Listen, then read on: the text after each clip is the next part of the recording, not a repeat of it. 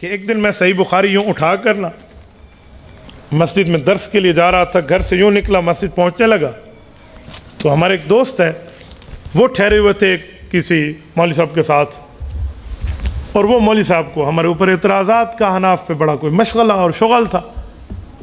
یار بات ہو تو مولانا کہتے ہیں مروڑے، بہرحال میں دلیل میں لفظ بڑا پیار سے لاتا ہوں، میں مخالف کو بھی ایک عزت دے کر بات کرتا ہوں، بس دلیل سے بندہ رد کرے۔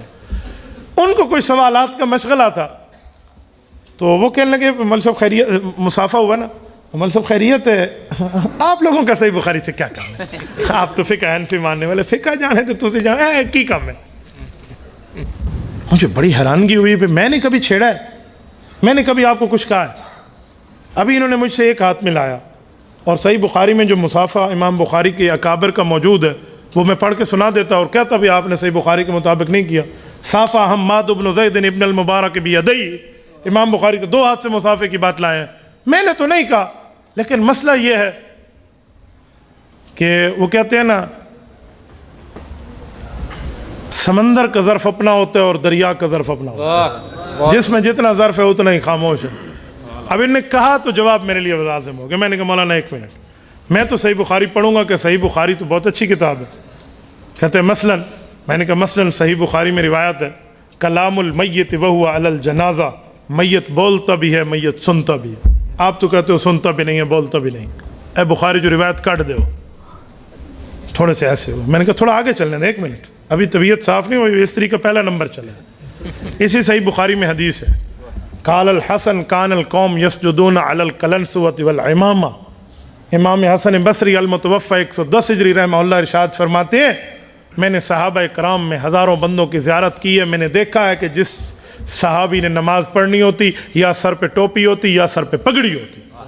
یہ صحیح بخاری ہے، میں نے کہا اس لیے میں اس کو مانتا ہوں۔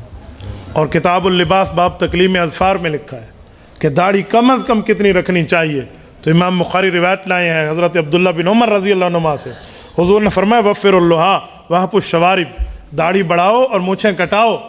تو بھئی کتنی بڑھائیں اور کتنی کٹائیں؟ تو مونچھیں تو کاٹنی ہے لیکن داڑھی کتنی بڑھائیں؟ تو فرماتے ہیں عبداللہ بن عمر جب یہ حدیث بیان کر رہے ہوتے تو حج عمرہ کا موقع تھا، کان ابن عمر اذا حج او اعتمر قبض علی لحیتی فما فضل اخذہ، وہ مٹھی سے داڑھی کو پکڑتے اور ایک مٹھی سے آگے برابر کر کے کہتے حضور پاک کی یہ حدیث ہے۔ سبحان اللہ۔ تو امام بخاری حدیث بھی لائے ہیں، مطلب بھی لائے ہیں۔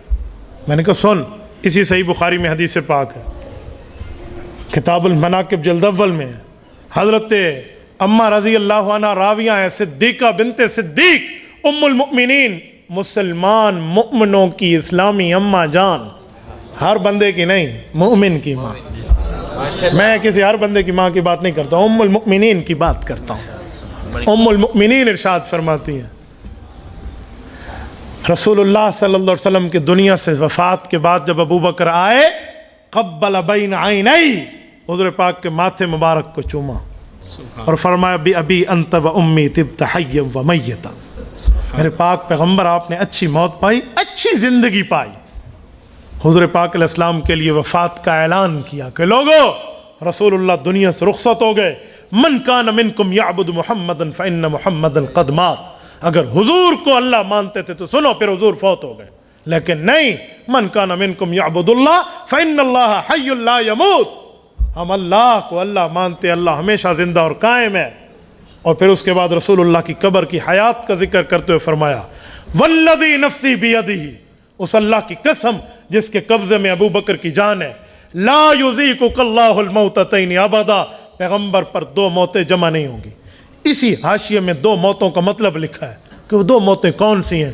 کہتے ہیں والاحسن ان یقال ان حیاتہ فی القبر لا یتعقبها موت بل یستمر حیا والانبیاء احیاء فی قبورہم۔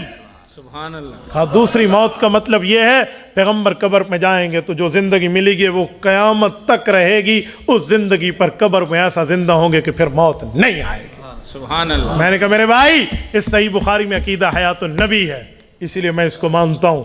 تھوڑا آگے چلوں، اسی میں امام بخاری فرماتے ہیں صافہ حماد بن زید کا میرا استاذ ہے حماد بن زید، اس نے جا کر امام ابو حنیفہ کے شاگرد عبداللہ بن مبارک امیر المؤمنین فی الحدیث سے مصافحہ کیا بیدئی، دونوں ہاتھوں سے مصافحہ کیا۔ امام بخاری اپنے استاذ کی عزت بتا رہے ہیں کہ امام ابو حنیفہ کے شاگردوں سے مصافحہ کیا کرتا تھا۔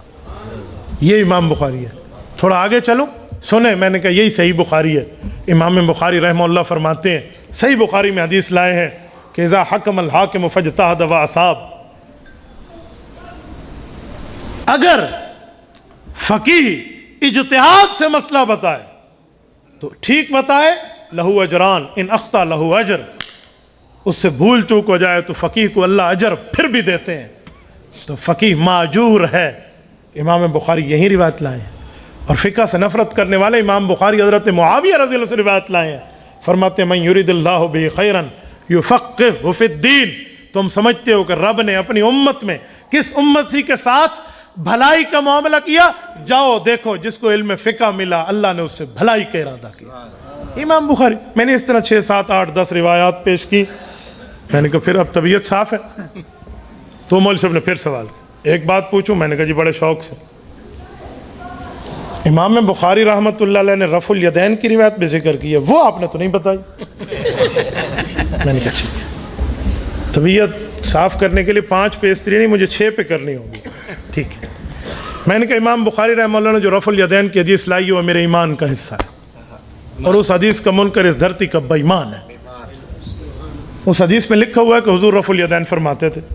اس سے آگے چلیں، باب التشہد میں لکھا ہوا ہے ایک صحابی اٹھتے ہیں جن کا نام ابو حمید ساعدی رضی اللہ عنہ ہے، صحیح بخاری جلد اول۔ ابو حمید ساعدی فرماتے ہیں انا احفظکم لصلاۃ رسول اللہ صلی اللہ علیہ وسلم، اور پیغمبر کے صحابہ موجود ہیں، میں تم میں سب سے بڑا نبی کی نماز کا حافظ ہوں۔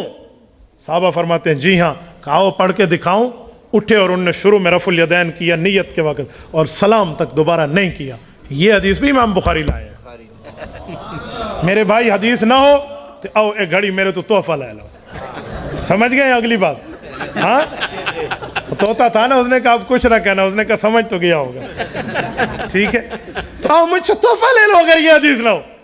جو امام بخاری روایت رفع الیدین کی لائے ہیں اس میں ہمیشہ کا لفظ نہیں ہے، اور جو روایت میں دکھا رہا ہوں یہ پیغمبر سے دنیا کے جانے کے بعد ہے، تو بات پوری کر، ادھوری کیوں کر دے؟ میرے بھائی تھوڑا گزارا، ورنہ امام بخاری کی بہت سی روایات میں اور پیش کر سکتا تھا، میں نے تو چھوڑ دیا ہے۔ میں دکھا سکتا تھا کتاب الطلاق میں امام بخاری فرماتے ہیں باب من اجاز الطلاق الثلاث لقول اللہ تعالی، کہ اللہ کے قرآن سے ثابت ہے۔ پھر روایت لایا کہ 3 طلاقیں دو تو 3 ہوتی ہیں، تو کیوں نہیں مان رہا؟ میں نے کہا اسی لیے میں نے آپ کا علاج اپنی جگہ رکھا، لیکن آپ مجھے چھیڑ رہے ہیں۔ تو پھر ساتھ والے نے جو اس کا چہرہ پڑھا نا، تو مجھے دوست کہتے ہیں حضرت تھوڑی دیر ہوندی پئی ہو سی، آپ کی دیر ہو رہی ہوگی۔ میں نے کہا جی نہیں، اب تو پھر اب ماشاءاللہ کام شروع ہو گیا ہے، کہاں دیر ہو رہی ہے؟ تو میں اسی لیے بعض اوقات حیران ہوتا ہوں کہ ہمیں نہ چھیڑو، ہم ستائے ہوئے ہیں، ہمیں نہ چھیڑو، ہم بتائیں گے کہ صحیح بخاری سے ہمارا رشتہ کیا ہے، یہ نہ بولیے حنفی اور صحیح بخاری۔ بابا احناف تو بڑی خوشی سے صحیح بخاری پڑھیں گے کہ ہمارے امام کے شاگردوں نے انہیں پڑھایا ہے، اس نے لکھ کر دکھایا ہے۔ سبحان اللہ، اللہ اور خیر صلی اللہ، اس پر تو کوئی اشکال نہیں ہے، کوئی اعتراض نہیں ہے۔